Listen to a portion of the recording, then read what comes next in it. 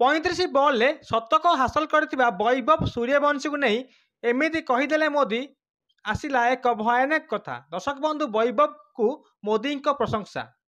ଆଇପିଏଲ୍ରେ 35 ବଲ୍ରେ ଶତକ ହାସଲ କରିଥିବା 14 ବର୍ଷୀୟ ବୈଭବ ଆଜିକାଲି ଚର୍ଚ୍ଚାରେ ଅଛନ୍ତି। ତାଙ୍କ ବ୍ୟାଟିଂରେ ସମସ୍ତେ ପ୍ରଭାବିତ।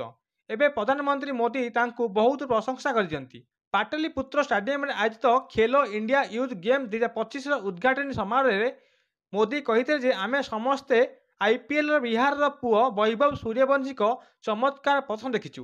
ବୈଭବ ଏତେ କମ୍ ବୟସରେ ଏତେ ବଡ଼ ସ୍କୋର କରିଛନ୍ତି, ଯାହାକି ଏକ ରେକର୍ଡ। ତାଙ୍କ ଖେଳ ପଛରେ ତାଙ୍କର କଠିନ ପରିଶ୍ରମ ରହିଛି, କିନ୍ତୁ ବିଭିନ୍ନ ସ୍ତରରେ ମ୍ୟାଚ୍ ଖେଳିବା ତାଙ୍କୁ ସାହାଯ୍ୟ କରିଛି। ଏହାର ଅର୍ଥ ଯେ ଅଧିକ ଖେଳିବୁ। 14 ବର୍ଷୀୟ ଖେଳାଳି ଗୁଜରାଟ ଟାଇଟନ୍ସ ବିପକ୍ଷରେ ତାଙ୍କର ତୃତୀୟ ଆଇପିଏଲ୍ ମ୍ୟାଚ୍ରେ 35 ବଲ୍ରେ ଶତକ ହାସଲ କରିଥିଲେ। ଏବେ ପୁରୁଷ ଟି20 କ୍ରିକେଟରେ ଶତକ ହାସଲ କରିଥିବା ସବୁଠାରୁ ଯୁବ ବ୍ୟାଟ୍ସମ୍ୟାନ୍ ହୋଇଥିଲେ। ସେ ଆଇପିଏଲ୍ରେ ଦ୍ରୁତତମ ଶତକ ହାସଲ କରିଥିଲେ। ସେ ଆଇପିଏଲ୍ରେ ଦ୍ରୁତତମ ଶତକ ହାସଲ କରିବାରେ ଭାରତୀୟ ବ୍ୟାଟ୍ସମ୍ୟାନ୍ଙ୍କ ମଧ୍ୟ ହୋଇଛନ୍ତି।